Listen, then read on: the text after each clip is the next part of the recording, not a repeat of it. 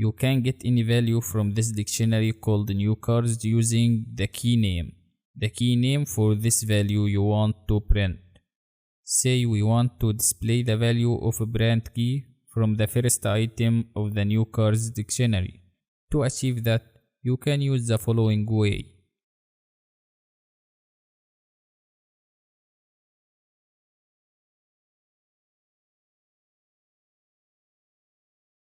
The program gave us BMW. This is the value of the first item inside the new cars dictionary. Also, you can use the get built-in method or function to achieve the same purpose. We are gonna use the get built-in method to display the value of a brand key.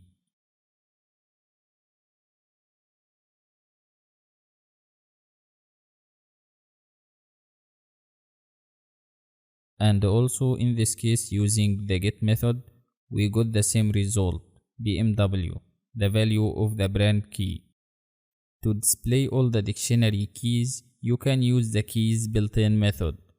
Let's use the keys built-in method to display all the keys of a new cars dictionary that we created.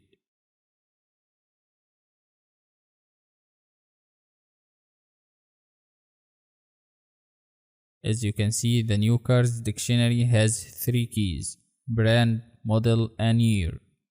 Now, what about adding items to the dictionary? Adding an item to the dictionary is done by using a new index key and assigning a value to it. So let's add a new item to the new cars dictionary.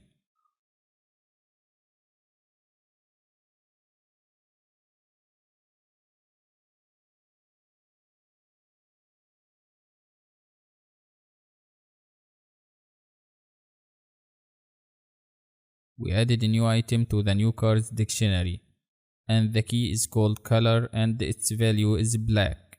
And this new item is placed at the end of the new cars dictionary by default. So what do we do if we want to print all the values of the dictionary at once? In this case, we can use the values built-in method or function.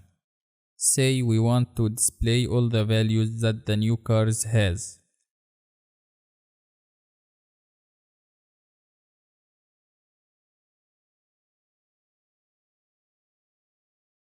Now you can see this new cars dictionary has 4 values: BMW, X5, 2017, and black. This is after adding the color item.